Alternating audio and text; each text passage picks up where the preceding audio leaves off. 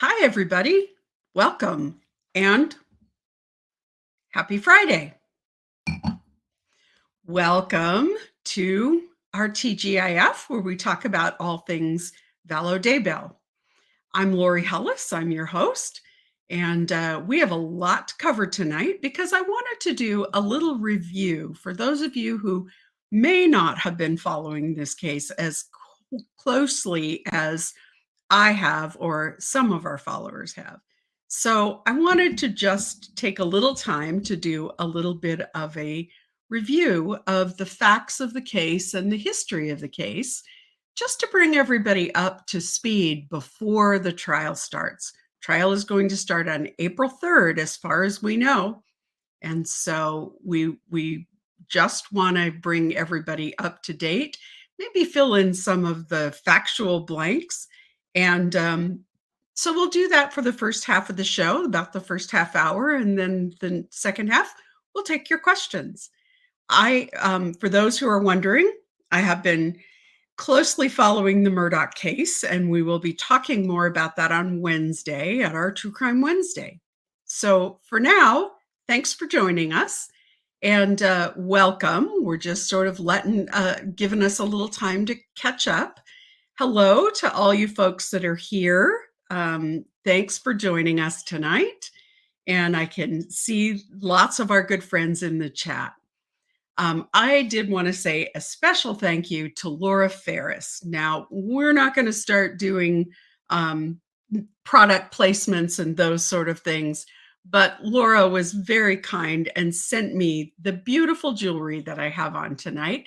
She apparently has a jewelry business and she deals with new and also vintage pieces. So thank you very much, Laura. I was very sweet of you, unnecessary completely, but much appreciated. So thank you for the beautiful pieces. My daughter's wedding is coming up and there are some events coming up around that. And there's a couple of really beautiful sparkly pieces that I might very well be wearing on one of those occasions. So thanks again. I wanted to just take a minute and encourage everybody to subscribe if you haven't.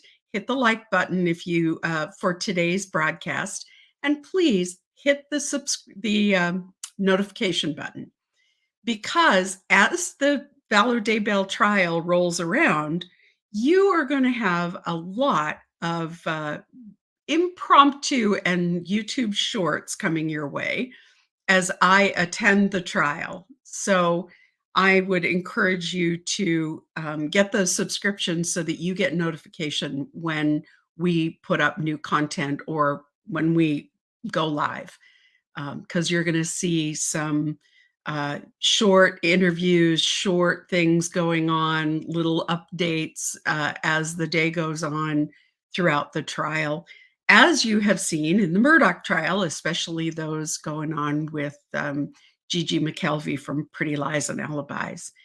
So I thought we would just take a few minutes while we're in the preparation stage for the Vallow trial and give you all a little bit of background and a little bit of review for those who have been following closely. So I'm going to be referring to my notes today. Lori Vallow was born in June of 1973 in San Bernardino, California, to her parents, Janice and Barry Cox. She had 4 siblings, sister Stacy, who was the eldest and who died in 1998 at age 31. Her brother Adam Cox, her brother Alex Cox, who died in December of 2019, and her sister Summer Shiflett. She didn't go to college. She did go to hairdresser school. She's had 4 husbands, 5 if you count Chad, and 3 children, Colby, Tylee, and JJ. Chad Daybell was born in Provo, Utah in August of 1968 to Jack and Sheila Daybell. He's the oldest of 4 brothers, and he married Tammy in March of 1990. He graduated from Brigham Young University, and he and Tammy had 5 children: Emma, Garth, Seth, Leah, and Mark. Tammy and Chad moved from Springville, Utah to Rexburg in 2015. Chad Daybell's brother, Matt, and his wife, Heather, were already living and had been living for quite some time in Rexburg. Both Lori and Chad were raised in the LDS church. And like a lot of people who are lifelong members of a church, I think they were both looking for something deeper. When you've been a lifelong member of a church, sometimes you hear the same stories and the same direction and the same sorts of instruction over and over again. And I think they were looking for something new and a little bit deeper. Chad Daybell was an author. He wrote a whole series of books. They were similar to the books that in the 90s, the Left Behind series that were so popular in Christian bookstores. These were targeted specifically at LDS, using LDS doctrine, and focused on the end times. And they were initially sold in the Deseret bookstores, which are the LDS owned, church owned bookstores. But at some point, the church bookstores decided to no longer carry his books, and Chad began his own publishing company called Spring Creek Books. Initially, he started the company, I think, to publish his own books. But before long, he was publishing other books.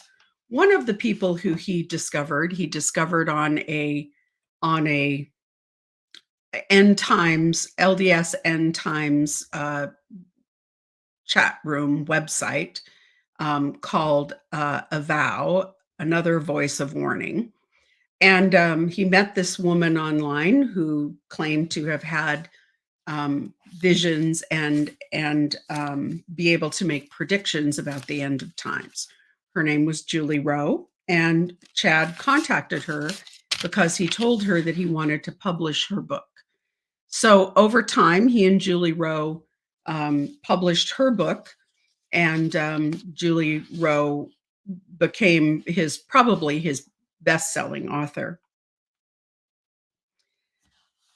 In about 2015, Lori Vallow, who was living in Arizona with her husband, Charles Vallow, discovered Chad's books and became quite enamored with his books.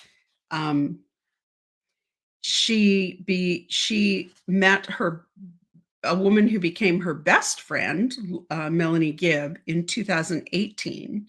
And Melanie Gibb had been very involved in a lot of the doomsday prepper kinds of movements and been to several of their conferences. And Chad Daybell was a frequent speaker there. So she invited Lori Vallow to go to a Preparing a People conference in St. George, Utah, where Melanie introduced Lori to Chad Daybell. And that was in 2018. Melanie Gibb knew that Lori Vallow was a kind of a Chad Daybell super fan, and she knew he was speaking at this Preparing a People conference. So she introduced the two of them, and it was the perfect storm. It was as if a cold front and a warm front collided over St. George, Utah. They met. Chad Daybell later wrote their love story in a series of text messages, sort of recounting how they had connected. But it was very clear that by the time they met again in Mesa, Arizona, several weeks later at the next Preparing a People conference, they were firmly a couple. They were texting and telephoning one another on burner phones many times a day. Chad had developed his ideas around multiple mortal probations, um, and the theory of dark and light spirits, thanks to a group of people who had been supporters of Julie Rowe. And they were a group who quite routinely met in someone's house and did sort of in-depth discussions and in-depth searches into LDS doctrine. Now, LDS doctrine, the LDS Church is a relatively young church, and its belief system and its doctrines have changed over time. They are a church who believes very strongly in personal revelation, and that personal revelation can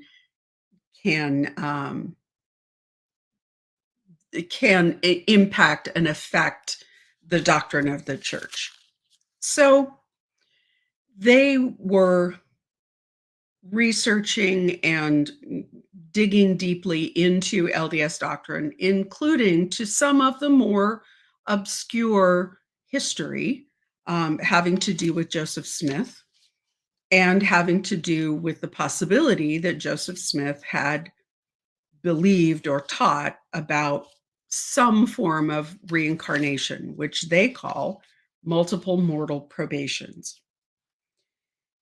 Chad also believed that he could discern light spirits from dark, and he believed that there were demons in the world who could inhabit a human body,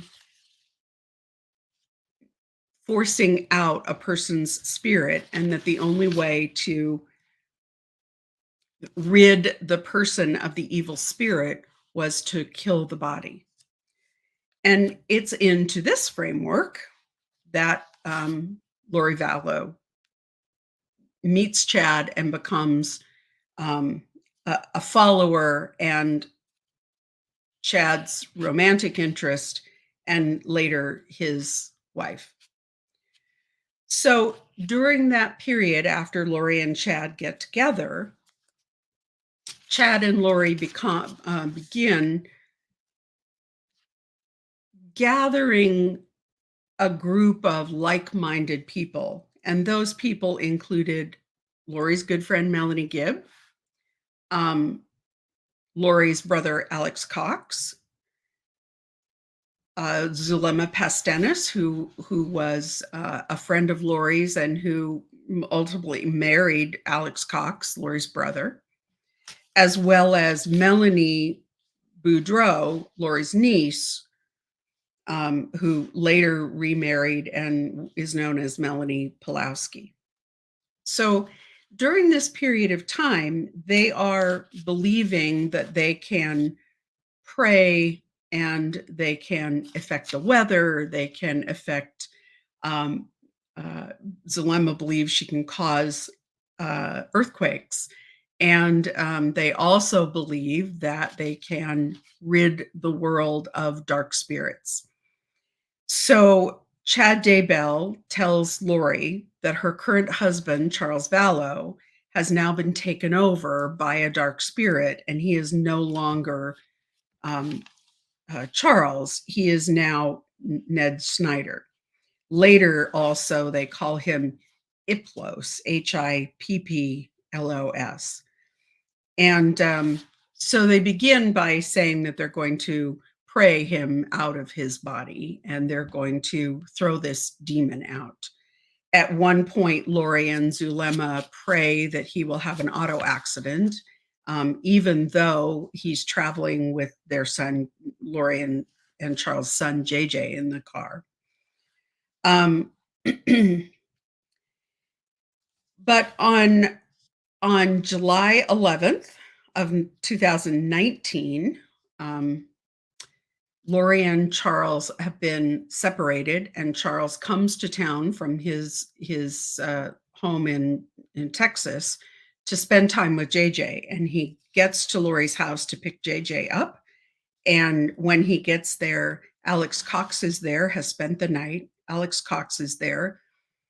They claim, Alex and Lori claim, that there was some sort of a confrontation, and that as a result, Alex shoots and kills Charles in self-defense. Since Lori is the only remaining person alive who can tell the story, we don't really know what's true. Charles Vallow was killed in Lori and his home in his living room by Lori's brother. And Tylee was the only, and to some extent, JJ were the only witnesses, and they are all deceased. So that happened in July of 2019. In the very 1st of August, so a couple of weeks later, Lori announces that she is moving, and by September 1st, she has moved to Rexburg, Idaho with both her children, both Lori and JJ. And then within a week of her arriving in Rexburg, we have the last known sighting of Tylee. She goes to Yellowstone Park with Lori and Alex. The last photographs are a picture of her with her arms wrapped around JJ and Uncle Alex in the background. And she is not ever seen again. Just a couple of weeks later, on the 22nd, we have the last known sighting of JJ. On October 8th of 2019, Brandon Boudreau, who is Melanie Gibbs' ex-husband, is shot at, and fortunately, the gunman misses by inches. Brandon Boudreau identifies the shooter as Alex Cox. And then a day later, on the 9th, Tammy Daybell is shot at. She's coming home from church. She believes that there's somebody pointing a paintball gun at her. Everyone now believes that it was an AR style gun that Alex Cox had and used. And then 10 days later, Tammy Daybell dies in her sleep, again in quotes, and there is a very quick funeral and no autopsy is performed.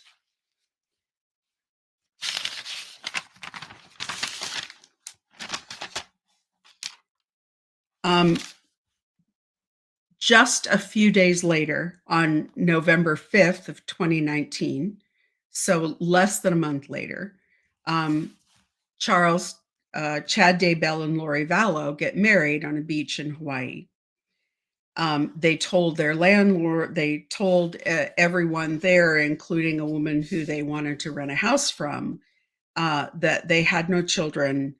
They went back to Rexburg to get ready, and then get ready to move to Hawaii. Lori told at least one person that her daughter Tylee had died in 2017. So on the 26th of November, just the day before Thanksgiving, JJ's grandparents, Kay and Larry Woodcock, have requested that local law enforcement do a welfare check. Now, the way this came about was that Kay Woodcock had her brother Charles's passwords and access to his computer. She had done some work for him, and so she had some access to his computer. And she discovered that Lori had purchased things in August of that year and had them sent to an address in Rexburg. And the things that she was buying were silver and malachite wedding rings and wedding clothing. And so now having an address, because Lori had moved and hadn't told Kay and Larry where she was going, now that she had an address, she had law enforcement go and do a welfare check. They made contact with, um, with Lori that day. They felt that something was odd and they went back to get a search warrant. They obtained a search warrant and came back the next day, and all the apartment had been cleaned out and Lori and Chad were gone. The court, the judge then issued an order to ordering Lori to produce the children to prove that they were safe. That order was served on Lori, who was now back in Hawaii, when they just found her back in Hawaii. Oh, I do have to tell everybody that my dog wrangler is out this evening. So you may, from time to time, see some uninvited guests. This is Bindi. So hop down. Thank you. So just a word to the wise, you may see the dogs in the background.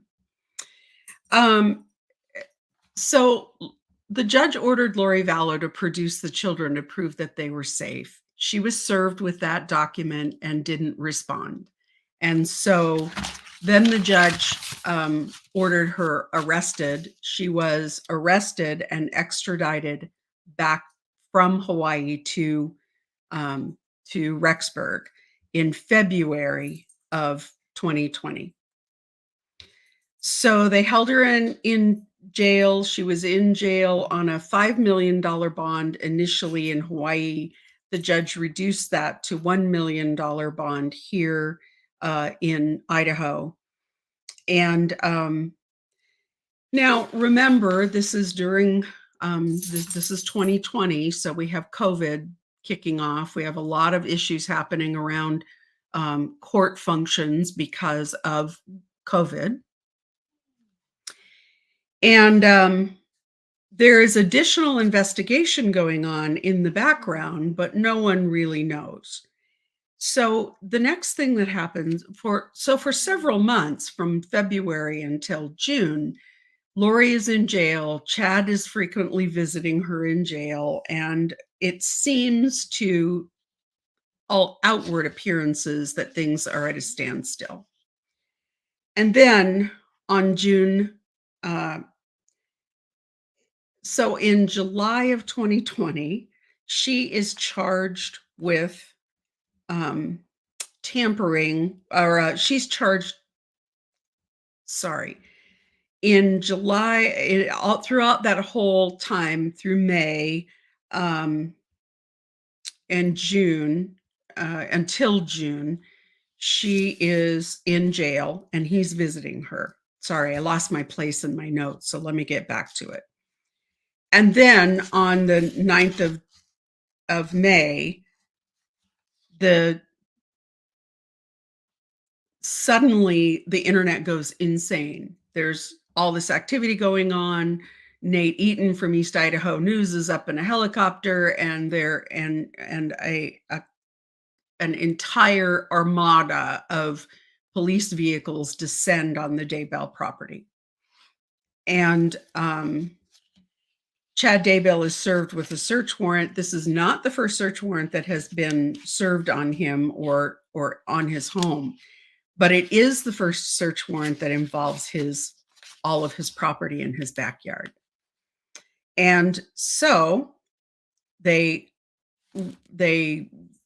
wander out into the backyard with cadaver dogs and set up search grids, and within a couple of hours they are digging, and they bring in a small backhoe and they're digging in the backyard. And it is not very long after that the sheriff confirms that they have indeed recovered human remains in Chad Daybell's backyard. Several hours later, the sheriff confirms that they have been identified as Tylee and JJ. JJ's body is in a shallow grave, wrapped in, hush, I don't need any kibitzing from you. JJ's body is buried in a shallow grave, wrapped in black plastic. It's very clear when they cut open the bag, they can identify him from the photos they've seen of him. And Tylee's remains, it's clear, she has been dismembered, and they've attempted to burn her body parts, but they do find enough of her body to identify her as well.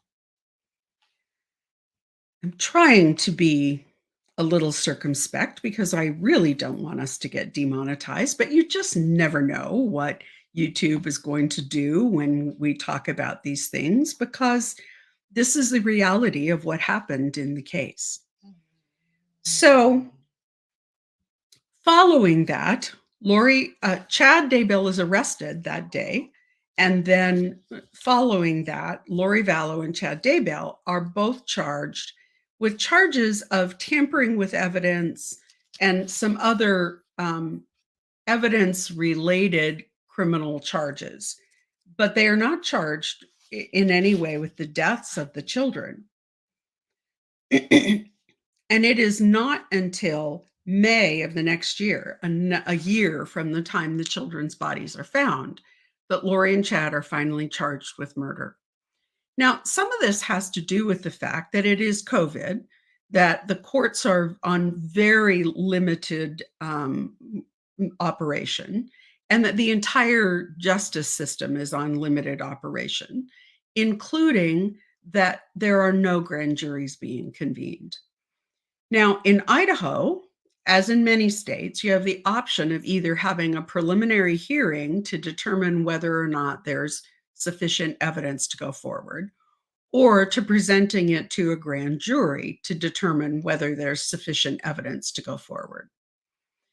In this case, and states vary on their normal way of doing things. My experience when I was practicing in Oregon was we typically did grand juries. Preliminary hearings were very unusual. Just the opposite here in Idaho. In Idaho, preliminary hearings are the norm, and grand juries are unusual. Grand juries are secret proceedings, and so it makes a certain amount of sense in a case that appears that it's going to be very high profile, that you might want to convene a grand jury instead of having a public preliminary hearing. So for that reason, the DA put off making any of these charges until it could be presented to a grand jury. So that was in May of 2021. And at that time, they were charged with the murders and conspiracy to commit murder for Tylee, JJ, and for Tammy Daybell. And the instant that happened, that the indictments were issued by the grand jury, Lori's attorney filed an affidavit letting the court know that he was concerned about Lori's mental health, that he didn't believe that she was competent to aid and assist. And so after there had been an evaluation, that everyone agreed, and the court agreed, that she was not competent, and her case was stayed, and she was committed to the state hospital. Now, the interesting thing is, it was before she was indicted on the arraignment, so her speedy trial period didn't begin to run yet. Chad Daybell very promptly waived his right to a speedy trial. So Lori was in the state hospital for about 10 months. And it wasn't until April of 2022 that the court dismissed the stay in Lori's case and issued an order that Lori was now competent. And at that point, she was arraigned on the murder indictment. So since then, they have been preparing for trial, exchanging discovery, doing all the things one does to get ready for a trial. Initially, Lori's trial was scheduled for October of 2022. And the state came back and said, "We can't be ready. We need more time." And the judge granted that, finding that there was good cause to allow that additional time for the state. And the judge rescheduled the case to January of 2023. Then in September, late September of 2022, Lori Vallow's now attorneys, her public defenders, Jim Archibald and John Thomas, filed yet again an affidavit with the court, letting the judge know that they had some concerns about whether or not Lori Vallow was once again incompetent. And the judge, out of an abundance of caution, vacated the January court date. Now, as it turned out, the period where her case was stayed while they investigated her competence turned out to be shorter than anyone anticipated. And in in November, the case was the stay was dismissed, so that because the expert said she was indeed still competent. So the judge then reset the trial for April, don't want to scare anybody, April 3rd. And at this point, the case is going forward on April 3rd. There was a change of venue granted from Rexburg, Idaho, from St.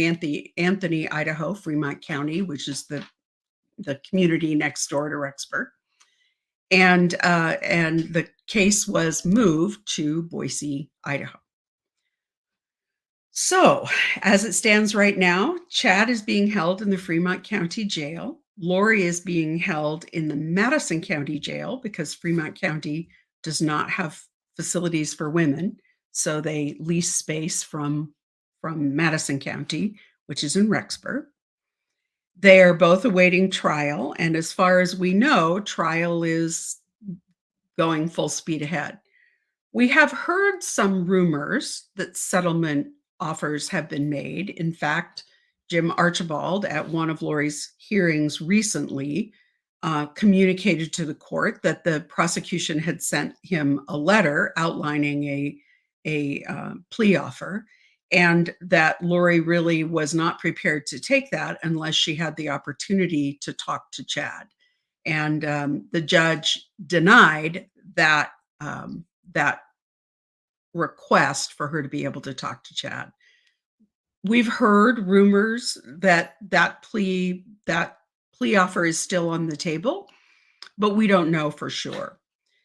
They certainly could take a plea, and they could take a plea all the way up until trial. In fact, they could take a plea after trial starts. So it's not outside the realm of possibility that there could be a last-minute plea. But it does appear from all the filings that are going on in the case that they are continuing to move toward trial. There have been some troubling discovery issues, and I don't really know what the source of this is. And I don't want to jump to the conclusion of saying, I think the prosecutors are trying to sandbag the defense. But it is worrisome that we are on the eve of trial, and the prosecutors are really still providing new discovery. Is it discovery that is crucial to the case? It's hard to say, but recently the prosecution obtained from the FBI GPS data the FBI's had for a couple of years now, and only just now got it to the defense. And the defense, rightfully so, is saying, well, we need time to digest this, maybe have an expert take a look at it. We're running out of time to do that. Tick, tick, tick. I don't know whether the prosecution's just been sloppy or whether there's some motivation to try and slow down the defense's ability to process that information. But I think it's important to understand what could be at stake. I said this before, and somebody jumped up and said that can't be the case. But let's just say, for for instance, that GPS data shows that that Chad's telephone was someplace else the night that Tammy died. The defense could very well make a claim that provides Chad with an alibi, that he wasn't home when Tammy died. So how could he have been involved with her death?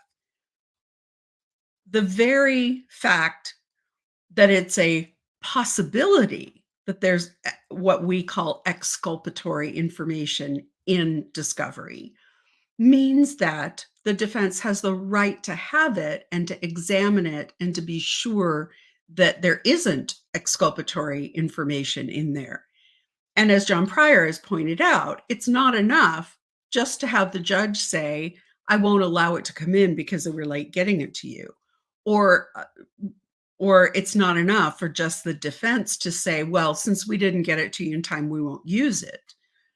Because it's not about whether the prosecution can use it. It's about whether the defense can use it, whether it's relevant to the defense case. So I understand that the defense are very frustrated with the fact that they are still really processing new discovery on the eve of trial. And when they should be doing trial preparation and talking and preparing witnesses and preparing exhibits and working out how they're going to present their case and figuring out how they're going to use technology and all those things that are very time consuming, they should be able to devote their time to that and not have to worry about trying to figure out whether or not at the last minute there's exculpatory information in the new discovery.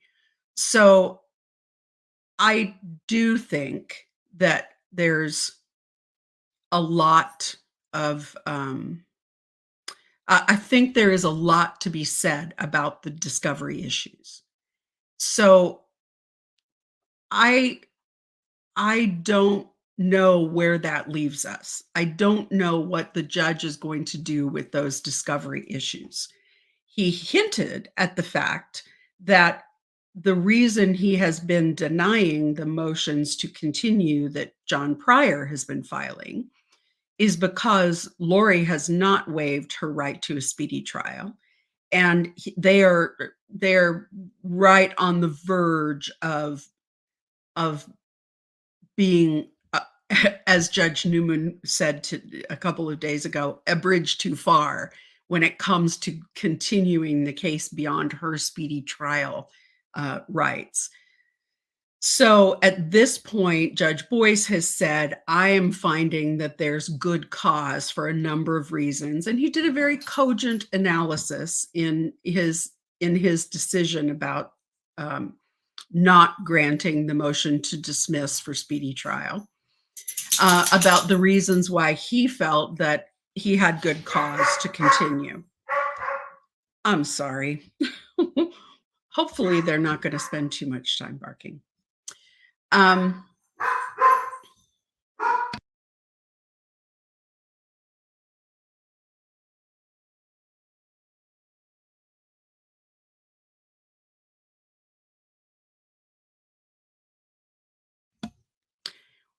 It's a work in progress, teaching them not to bark. So I think it will be, the judge gave a very cogent argument and outlined his reasoning in finding that there was good cause. But I really think he's on the outer edge of that. So when he refused to grant Pryor's last motion to continue, he said to John Pryor, if the issue of discovery and potential exculpatory discovery has not been resolved, I would consider severing the cases and trying Lori first and giving you more time. I think there's still a danger that that might happen. I know that this is absolutely not what Judge Boyce wants to have happen, but the prosecution may very well back him into a corner, and he may have to. I think he's gone bent over backwards to make sure that they don't sever the trials. But the prosecution has not helped him.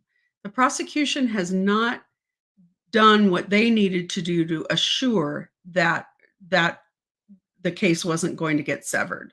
And the judge really telegraphed his intention that he could sever the case unless the prosecution cleaned up their act when it came to the discovery. And now we find out that a week ago on Thursday, they were in Ada County, all of them, at a meeting about how the trial was going to proceed. When the DA handed them another whole stack of discovery, one file was 1,188 pages. So, I mean, that's a lot of discovery to digest and try and process. And that really borders on being unfair. Now, I know nobody wants justice for JJ and Tylee and Tammy more than I do, but I want it to be in a way that is defensible, that is legal and ethical, and I want it to be done in the right way. And I worry when we get into these situations where it appears that the prosecution is not being as meticulous as I think they should be. Now, if you've been watching the Murdaugh case, I think you can see a meticulous prosecution happening.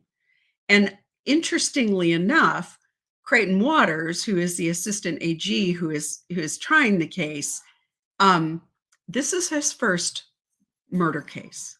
And he's done a masterful job of running the courtroom, of making sure the technology's on point, of managing the narrative, of moving his team along. I think he's done a really good job. So it's not always all about the level of your experience.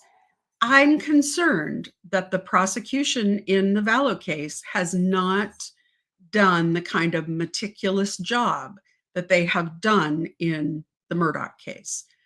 Now, I don't know if part of that is the fact that Alec Murdaugh has these high-powered, moneyed lawyers that can afford to camp on someone's doorstep and tap their foot until they get what they need. But I kind of doubt it. I kind of think that from the beginning, Creighton Waters, who's the AG, has been a real straight-up guy and has been right down the line all the way. And I'm not convinced that that's been going on in the Vallow case. So I'm worried. So let's take some questions. I've blah blahed enough, and you've listened to my dogs bark in the background enough. So let's grab some questions. I did see that there's a question on behalf of Kay and Larry Woodcock, who are JJ's grandparents. And they are asking about whether I think that Judge Boyce will change his mind about televising the trial. I think there's several things that go into this calculus. I appreciate everyone who's reached out and who's let the court know that they think that televising the trial is important. I think that it is majorly important for the families. I have talked to several family members over the last few months, and I think it's going to be a hardship for everyone's family: Lori's family, Chad's family, and the families of the victims, the Vallow family. I just think that it's going to be a hardship for everyone, because people can't come and spend 2 or 3 months in Boise, Idaho to attend a trial. They have jobs, and they have families, and they have health issues, and they have problems traveling, and so, it's very important that they have access. In this day and age, I think it's difficult to give them access without having the trial be public. I mean, I'm assuming the technology exists, but whether it exists in Boise, Idaho or not, I don't know. So I think it's going to be very challenging for the court to be able to sort that out. So I think that kind of weighs in favor of the judge changing his mind. I also think that I also think that the court, Ada County's court, is probably explained to Judge Boyce and to all the parties how much strain this trial is going to put on the courthouse. Now, there have been high-profile cases at the Ada County Courthouse before. Boise is a much bigger community and is the state capital. So there have been high-profile cases there before, but I'm not sure there's ever been a case of this magnitude in Ada County. And, they have more experience, and I think they are, um sounding the alarm bells that this is going to overwhelm the courthouse, and more so if the public are coming because they can't see it on live streamed. So I think the combination of those two, hope will I hope will convince Judge Boyce that there is no danger to causing a problem with the jury once the trial starts. I can understand him ruling that he is not going to allow that pretrial because I think that he felt that there was too much information going out that could be prejudicial to the jury. And I can sort of understand his decision there that way, but I am hopeful that all of those factors together are going to lead him to change his mind. Um, some judges are very willing to change to get new information and change their minds. Some are not. And so I think we're going to have to wait and see what Judge Boyce does with the case. But I think there's at least a 50-50 chance that he will relent and allow the trial to be televised. Ladybug Lady. I love that name. My nickname was Ladybug when I was growing up, and I love ladybugs, and Ladybug Lady actually raises ladybugs for gardening. I noticed the most recent court document posts only state Lori's trial date in April, but not Chad. Did I miss something, or could this mean anything? No, you didn't miss anything, and I don't think it means anything. I think what goes on sometimes is stuff gets posted to the portal, and even though it says it had a filing date of yesterday, it might not really get into the court's database for a day or two. So I think you probably will see hearing notices catch up for Chad. As far as everyone knows at this point, the trial date is going to go forward for both of them. There are a couple of hearings coming up. They are sealed hearings. One of them has to do with John Pryor filing a motion to dismiss the indictment. I think that has to do with the lack of discovery, but I don't know for sure because it's sealed. And there are also several other motions having to do with the jury and jury questionnaires that have been sealed. So I think we're going to see a few more things develop in maybe next week. But right now, there's a motion to sever, which John Pryor has refiled. As far as we know, that's going to be heard in late March, which seems very late to me for those determinations, but we'll see what happens. So I wanted to take a minute and say thank you to all of our Super Chat donors. We've had quite a few this evening. Thank you so much. All of your donations that come through Super Chat or through our PayPal portal go directly to our moderators. And I will say that it makes a big difference to them. I appreciate them because I could not do what I do without them. And so I hope that if you have the ability, you will be generous and recognize our moderators. I don't see any of it. I pass it straight through to them. So nope, you didn't miss anything. In Chad, John Pryor has an outstanding motion. He's renewed his motion to sever the cases based on Judge Boyce telegraphing that he might consider that if the discovery issues are too egregious. So I think we'll be coming up on that. 379 Joshua, can either Chad or Lori get off of, I suppose that was meant to say off on ineffective counsel. So there's a couple of misconceptions about how ineffective counsel works. If a person claims ineffective assistance of counsel, it's on appeal. There is no provision at the trial court level for someone to say, I have ineffective assistance of counsel, and so I need a different lawyer, or I need a new trial, or any of those things. That is all dealt with at the appellate level.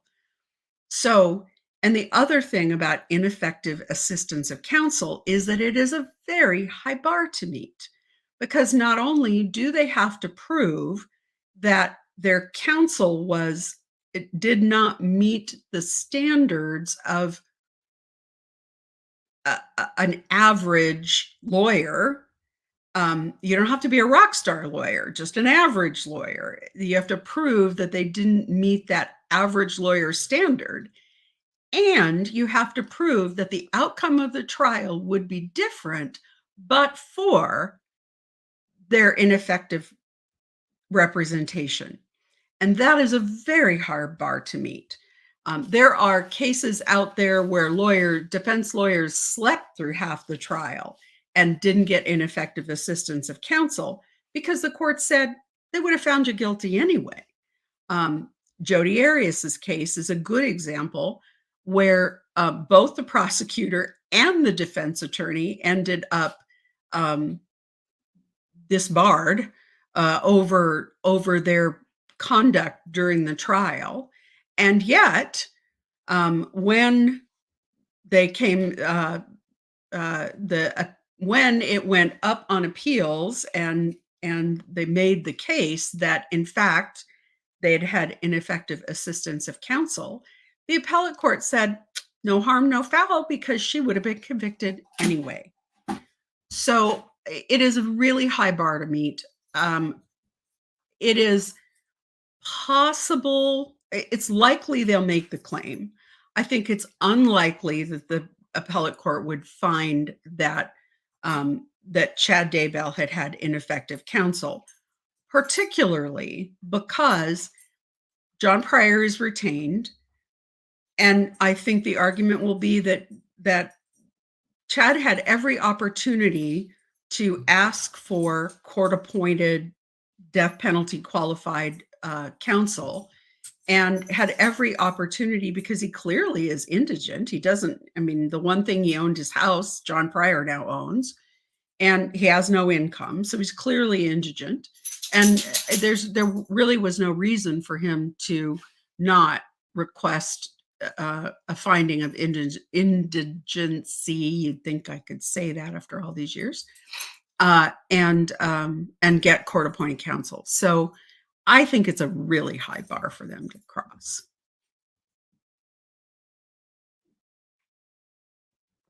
I hope you are all enjoying an adult beverage with me.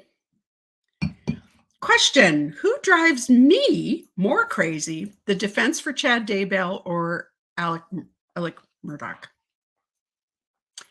Um, right now, at this moment, I would have to say Dick Harpootlian, who I call Pootie, for mostly because I find his arrogance and his treatment of women, and particularly of the women of color on the stand, pretty reprehensible. He's pretty condescending and pretty old boy, old school, OG. And I kind of find that really hard to swallow. But who knows? Right now, we haven't seen John Pryor in trial yet. We've seen him a couple of times in court, but we haven't really seen his true stripes in trial yet. So, I for the moment, I'd say Dick Harpootlian, but we'll see. John Pryor may get there. Hi, Kathleen. Do you think things would be going more smoothly if the state AG was handling this case? Absolutely. In fact, I was having this conversation today with one of our followers, Cheryl, who I had lunch with. Those of you in the local area, we need to do another meetup because we all need to get together before the trial starts. I think that this case would be going way more smoothly if the AG were handling the case. Now, you may recall back before the charges were filed, back before the children's bodies were found, the state AG, let me draw back. We had Fremont County, where Tammy Daybell lived, and we had Madison County, where Lori Vallow had lived, and where they believed they were investigating the children's disappearances. So the prior district attorney the prior Fremont County district attorney decided that she didn't feel that the county had the resources to be able to prosecute the case, and she brought the AG in. It wasn't until Lindsay Blake was elected a few months later and the children's bodies had been found, and now all the cases were in Fremont County, that Lindsay Blake asked the AG to give her the case back. I absolutely think that if the AG had stayed on the case and were handling all of the cases, you would have someone who was an experienced death penalty attorney. You would have a prosecutor who was far more experienced in high visibility cases. And I think you would not be seeing some of the fumbles that you're seeing now, particularly in the area of discovery. Because they have staff, they have discovery staff. They have people whose entire job is to make sure that you have all the discovery and that it's all been disclosed. And, I don't think that they don't have that level of staff in Fremont County. So Hi, Lisa. How does Chad pay for Pryor once the equity of his house is exceeded? No one knows. We don't know what the agreement was between Pryor and Chad. We don't know if Pryor said, you sign your house over to me and that's what I'm going to take in return for representing you, even if it costs more. We don't know whether he said, oh, well, I'll just continue pro bono. We don't know what their agreement was, and neither one of them are talking about it. So we don't have any way of knowing. I hope at some point we'll better understand that relationship and how it all continued, but I don't know. Because we know Chad's out of money. I mean, he was out of money a long time ago. When he and Lori came back from Hawaii, there was somewhere around $130,000 left from Tammy's estate. I'm certain that was exhausted pretty quickly, and at that point, then that's when Pryor signed or, when Chad signed his house over to John Pryor, and since then, as far as we can tell, he's been running on the equity, but we don't know what that looks like. Yes, housing prices have increased, and maybe that's helped, but even at that, maybe $100,000 worth of equity in that house. So we don't really know how Chad is continuing to pay Pryor or whether Pryor simply is continuing to represent him out of choice. So good questions tonight, guys. Jenny Meow Meow. Can Pryor make money selling his opinion on the case, aka writing a book? Well, that's what got Jodi Arias's lawyer Kirk Nurmi disbarred. Well, I suppose it's possible. I think I think it's more difficult because of the ethics involved in client confidences. So um, it's possible. He's not prohibited by the Son of Sam or Slayer law the way that Chad is. So it's possible. But I don't think I would risk it unless I knew I was done practicing law, because I think he certainly runs the risk of being disbarred for violating client confidences, even with Chad's permission. One of Kirk Nurmi's contentions was that he had Jodi Arias's permission, and the bar still said not good enough. So I think it would be really dangerous if he wants to keep practicing law. I don't know. He's of an age that maybe he thinks that's his retirement plan. Don't know. Um, Hi, Christy.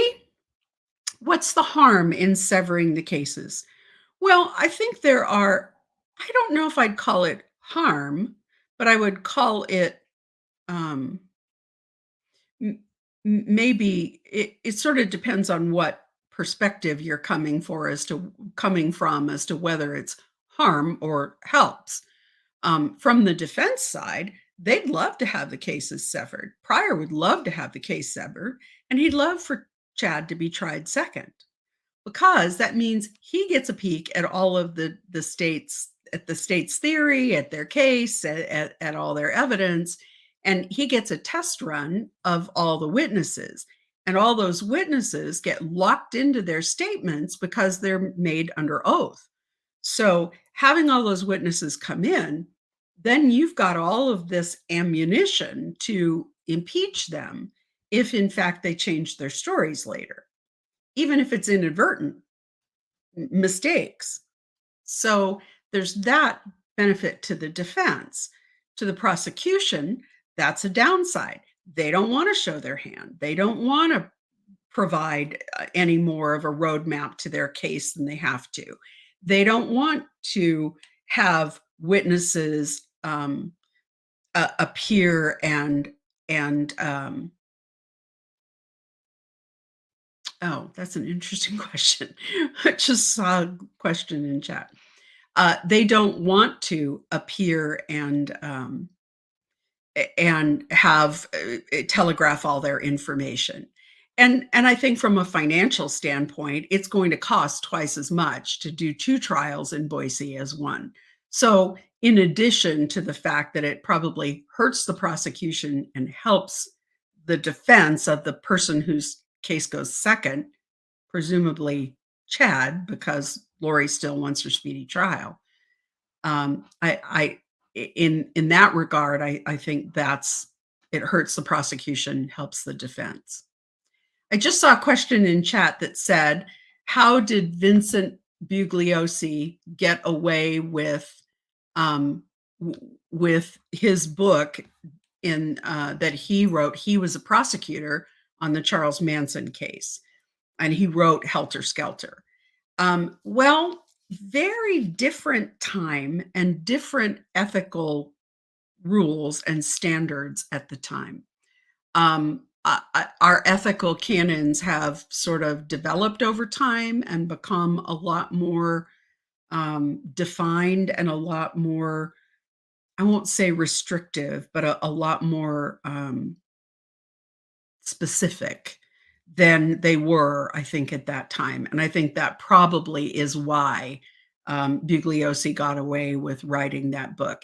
The interesting thing is that he did not write another book until he retired.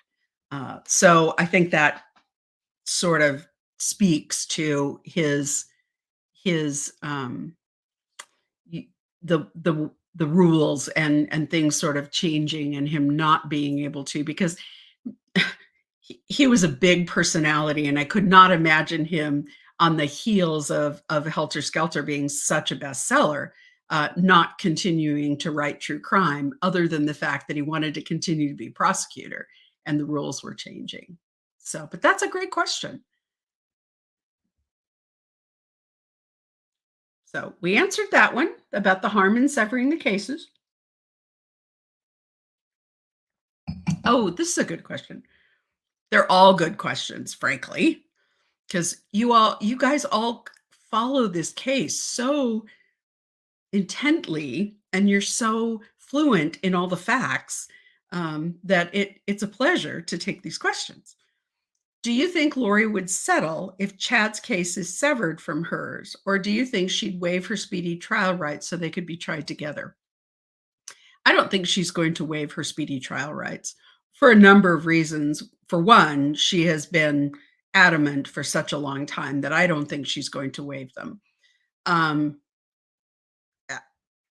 I don't think she would settle if Chad's case is severed from hers. Um, I'm not sure the opposite would be true, but I don't think she will. I'm convinced that she is still convinced. She is a true believer. She still believes that the rapture, the second coming is coming, and God is going to save her the same way that the earthquake happened and knocked down the walls of the prison for the Apostle Paul. She believes that to today, to the moment. She believes that she has done nothing wrong because she was called by God to do what she did. And she believes that God is going to deliver her from this. And I think she wants to just get forward, get on with the trial. So I don't think she would settle if the cases sever. Not sure it's the same the opposite way, because I think Chad is much more pragmatic about the outcomes than she is.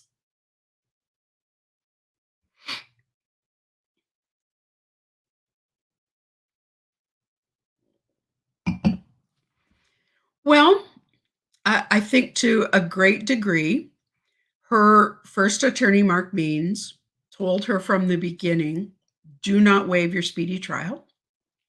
Make the state go to trial and prove their case. Um, to some extent, it worked. I mean, you had the prosecution coming back to the judge and saying, we need more time to prepare for this case. The judge could have denied that motion and could have really held the prosecution's feet to the fire, but he didn't.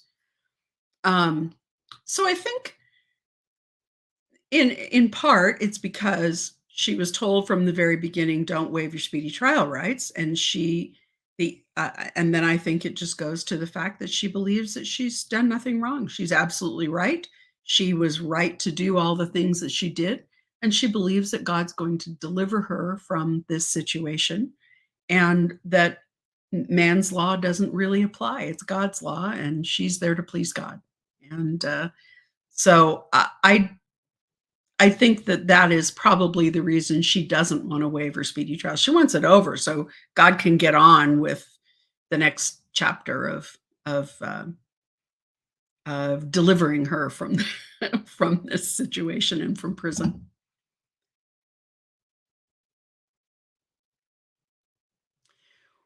We are a little past the 1 hour mark, and I like to wrap things up right around the 1 hour mark just because I appreciate that you're all here with me, but I know that there's many other things you could be doing on your Friday night, and I appreciate that a lot. Just a few little reminders before we wrap up. Don't forget that we are going to do, I always do this backwards, we're doing quilt along.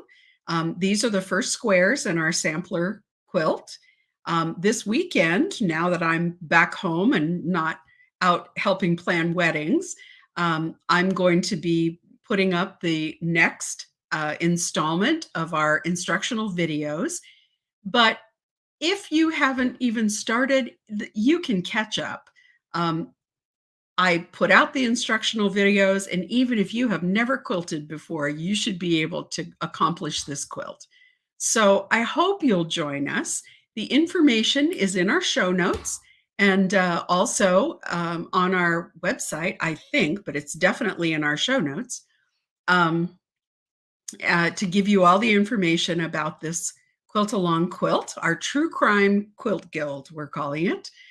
You can download the pattern off Etsy and join us and join in. It's been great fun.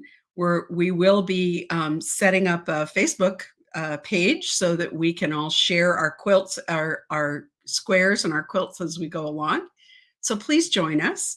And we will be reconvening on Wednesday, same time, to talk more about the Murdoch case. The prosecution was supposed to rest today. I admit I didn't get all the way through to the end of the live stream because I was getting ready for tonight. And so I'm not positive, but they were supposed to rest today, and they were supposed to get the defense's case starting on Tuesday. Monday's a holiday. So have a wonderful weekend, and I'll see you again on Wednesday when we'll catch up on Murdoch and on any other of the true crime cases that you all are interested in and following. Please let me know. Email me. The email's in the show notes and has been up on the screen as well.